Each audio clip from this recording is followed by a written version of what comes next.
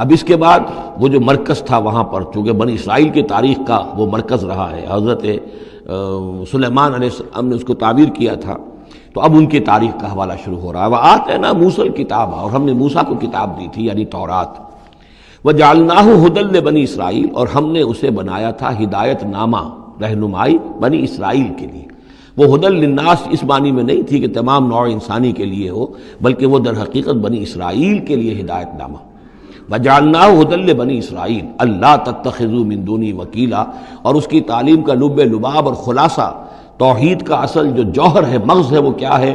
اللہ کے سوا کسی کو کارساز نہ سمجھو، مت پکڑو کسی اور کو میرے سوا کارساز، کسی پر تمہارا بھروسہ، کسی پر توکل نہ ہو میرے سوا۔ یہ توحید کا لب لباب ہے اور خلاصہ ہے۔ ذریۃ من حملنا مع نوح، اے وہ لوگوں جو اولاد ہو ان کی جن کو ہم نے اٹھایا تھا نوح کے ساتھ، سوار کیا تھا کشتی میں نوح کے ساتھ۔ حضرت نوح علیہ السلام کے 3 بیٹے، سام، حام، یافس، اور ظاہر بات ہے سام ہی کی نسل ہے یہ کہ جس میں حضرت ابراہیم کی پیدائش ہوئی، اور انہی کی نسل ہے یہ بنی اسرائیل۔ تو گویا کہ یہاں ذکر ہو رہا ہے کہ وہ جو لوگ حضرت نوح علیہ السلام کے ساتھ بچا لیے گئے تھے ان کی کشتی میں، انہی میں سے ایک کی نسل تم ہو۔ ذریۃ من حملنا مع نوح انہ کان عبدا شکورا، یقیناً وہ ہمارا بہت ہی شکر گزار بندہ تھا حضرت نوح علیہ السلام کے بارے میں۔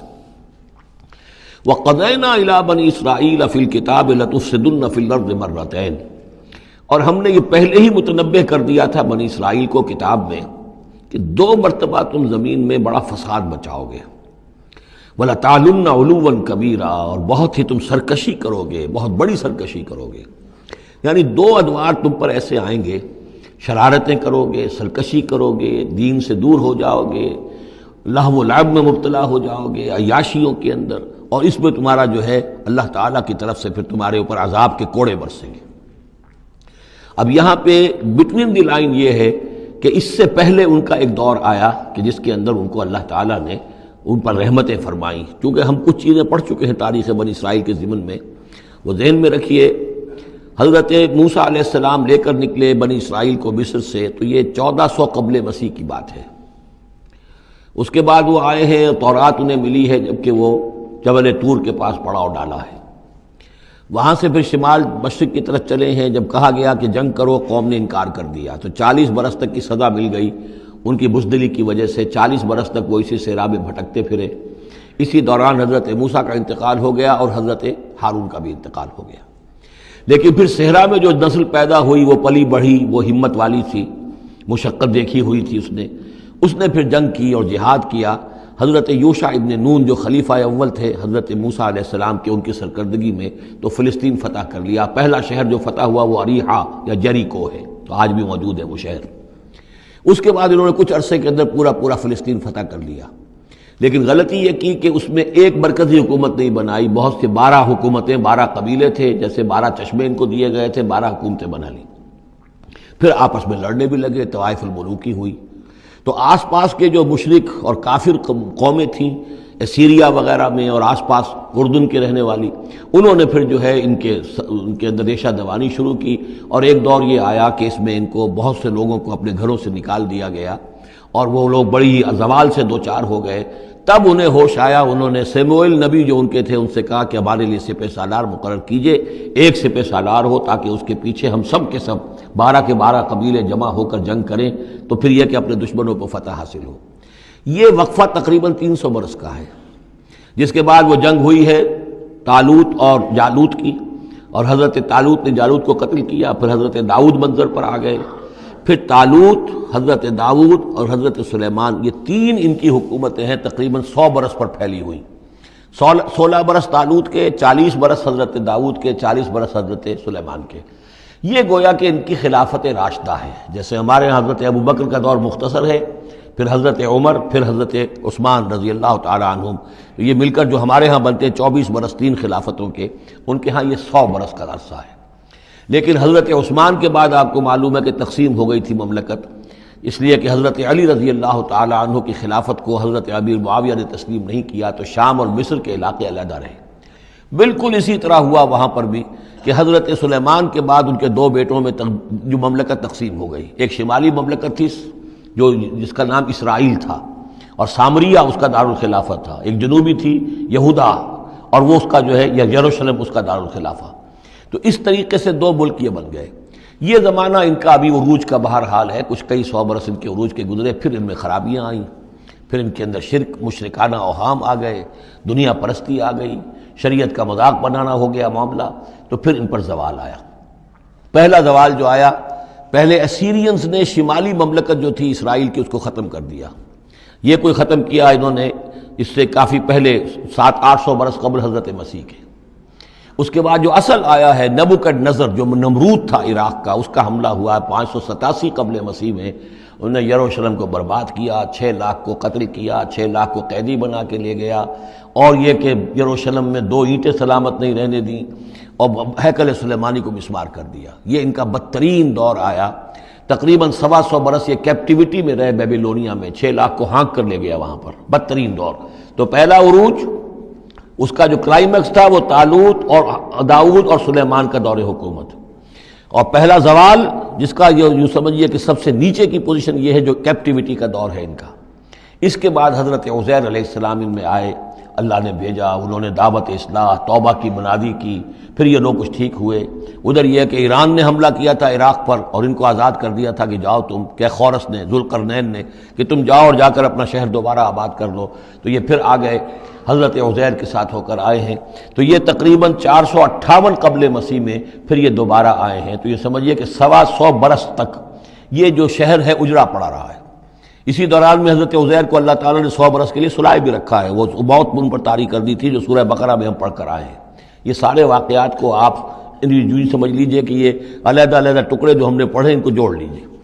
بہرحال پھر ان کے اندر یہ کہ ایک نیکی کی تحریک چلی، پھر ان کے اندر لوگوں نے توبہ کی، پھر اللہ نے انہیں دوبارہ ایک عروج عطا کیا. مکابی سلطنت قائم ہوئی، اور وہ جہاں تک دنیاوی حدود ہیں، زمینی حدود، وہ حضرت سلیمان کی مملکت سے بھی بڑی تھی. یہ ان کا دوسرا دور عروج ہے.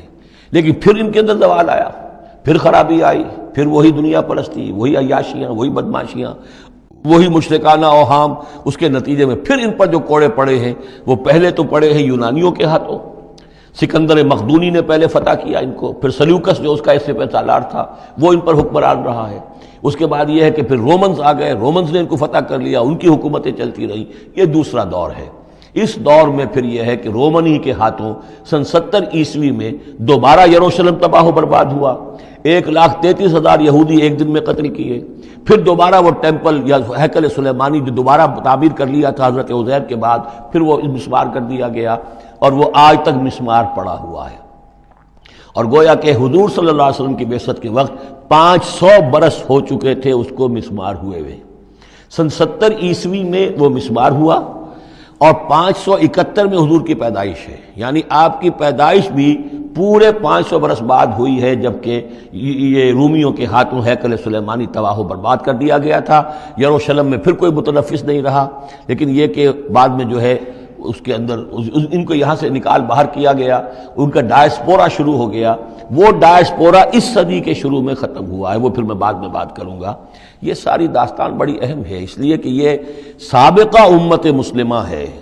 یہ وہ امت مسلمہ ہے جس کے ہاں 1400 برس تک نبوت رہی، جس کے ہاں 3 کتابیں نازل ہوئی ہیں، جن کے بارے میں قرآن میں 2 جگہ ہے کہ یا بنی اسرائیل اذکروا نعمتی التی انعمت علیکم وانی فضلتکم علی العالمین، میں نے تمام جہان والوں پر تمہیں فضیلت دی ہے. تو اسی طریقے سے پھر ان کو معزول جب کرنے کے بعد ہم سامنے آئے ہیں تو حضور نے بتایا وہی کچھ تم پر بھی ہوگا اور وہی کچھ ہم پر بھی ہوا ہے. ہمارا بھی پہلا عروج عربوں کی زیر قیادت تھا، پھر زوال آیا. پہلے پٹائی ہوئی کروسیڈرز کے ہاتھوں، پھر جو پٹائی ہوئی ہے، بڑی پٹائی جو ہوئی ہے وہ ہوئی ہے پھر ہلاکو اور چنگیز کے ذریعے سے، فتنہ تاتار. اس کے بعد پھر جو ہے وہ قیادت بدل گئی، عربوں کی قیادت کے بجائے ترکوں کی قیادت آ گئی. وہ وہی لوگ جنہوں نے لاکھوں کروڑوں مسلمان قتل کیے پھر وہ ایمان لے آئے، اسلام لے آئے. انہی کے ذریعے کی مختلف حکومتیں بنی، ترکان تیموری اور ترکان صفوی اور ترکان سلجوقی اور ترکان عثمانی. لیکن اس کے بعد پھر ان پر بھی زوال آیا. وہ ہم نے دیکھ لیا اس صدی میں گریٹ اوٹومان امپائر جو ہے اس صدی کے شروع میں ختم ہو گئی. اور ہم پر بھی جو دوسرا جو دور آیا عذاب کا وہ یورپ کی قوموں کے ذریعے سے آیا. کہیں انگریز آ گئے، کہیں فرانسیسی آ گئے، کہیں اطالوی آ گئے، کہیں اسپینیئرز آ گئے، کہیں ڈچ آ گئے. تو جیسے کہ یہودیوں پر بھی دوسرا عذاب جو آیا تھا وہ گریکس اور رومنز کے ہاتھوں اسی طریقے سے مسلمانوں پر بھی دوسرا زوال کا دور جو آیا ہے وہ یورپین کولونیل پاورز کے ہاتھوں آیا۔ ہم نے یہ طے کر دیا تھا، پہلے ہی سنا دیا تھا بنی اسرائیل کو کہ تم اپنی تاریخ میں 2 مرتبہ بہت فساد مچاؤ گے اور بہت سرکشی کرو گے۔ فَإِذَا جَاءَ وَعْدُ أُولَاهُمَا، جب ان دونوں میں سے پہلے وعدے کا وقت آ گیا، بَعَثْنَا عَلَيْكُمْ عِبَادًا لَنَا أُولِي بَأْسٍ شَدِيدٍ، ہم نے تم پر مسلط کر دیے اپنے ایسے بندے جو بڑی سخت جنگ کرنے والے، بڑے سخت جنگجو تھے۔ فَجَاسُوا خِلَالَ الدِّيَارِ، تو وہ تمہاری آبادیوں میں، ملکوں میں گھس گئے۔ وَكَانَ وَعْدًا مَفْعُولًا، اور وہ وعدہ جو اللہ کا تھا وہ پورا ہو کر رہا۔ یعنی جب تم شرارت کرو گے، جب تم دین سے برگشتہ ہو جاؤ گے، جب تم اللہ کی کتاب کو اور اللہ کے قانون کو جو ہے وہ مذاق اور ہنسی بنا لو گے، تو پھر تم پر ہمارے عذاب کے کوڑے پڑیں گے۔ یہ میں بتا چکا ہوں، پہلے یہ کوڑے آئے اسیرینز کے ہاتھوں جنہوں نے ختم کر دیا اسرائیلی مملکت کو، پھر یہ آئے نیبوکڈنیزر کے ہاتھوں، بیبیلونینز کے ہاتھوں، جس نے کہ یروشلم کو بھی برباد کیا، 6 لاکھ کو قتل کیا، 6 لاکھ کو ساتھ لے گیا اور ہیکل سلیمانی مسمار کر دیا۔ ثم رددنا لکم الکرۃ علیہم، پھر ہم نے تمہاری باری لوٹائی ان پر۔ پھر اللہ تعالیٰ نے ان کو پھر ایک مرتبہ پھر وہ دی سہارا دیا، چاہے وہ سہارا ایرانیوں کی وجہ سے ہوا کہ خورس یا سائرس ذوالقرنین، اس نے اب عراق پر حملہ کیا اور پھر یہاں پہ ان کو اجازت دے دی کہ تم چلے جاؤ اور جا کر اپنا شہر دوبارہ آباد کر لو، تو یہ واپس آئے۔ ثم رددنا لکم الکرۃ علیہم، پھر ہم نے تمہاری باری لوٹائی دی ان پر، وامددناکم، اور تمہاری مدد کی، بے اموال، اموال کے ذریعے سے بھی، وبنینا، اور اولاد بیٹوں کے ذریعے سے بھی، وجعلناکم اکثر نفیرا، اور پھر ہم نے تمہیں بنا دیا ایک کثیر تعداد والی قوم، تم پھلے پھولے پھر ایک بڑی پراسپرس قوم بن گئے۔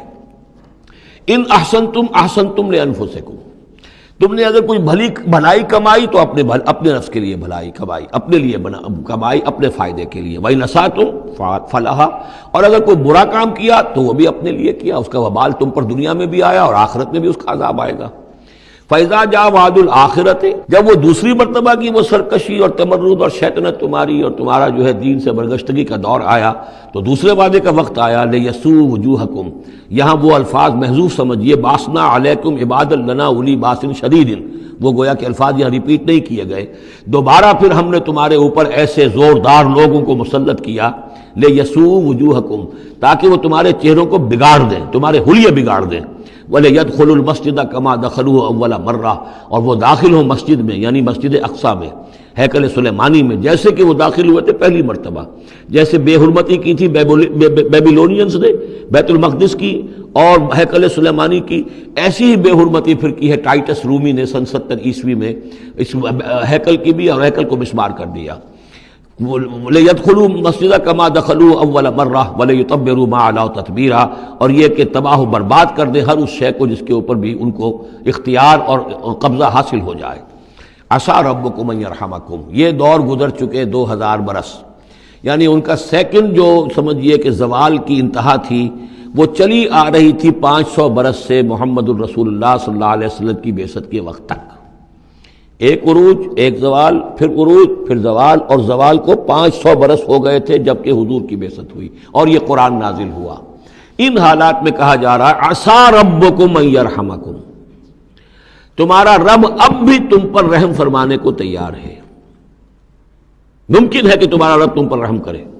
وَإِنْ عُدْتُمْ، اگر تم نے وہی روش اختیار کی، وہی کفر کیا، وہی حق کو ماننے سے انکار کیا اور اعراض کیا، عدنا، پھر ہم وہی کچھ کریں گے جو ہم نے پہلے کیا تھا۔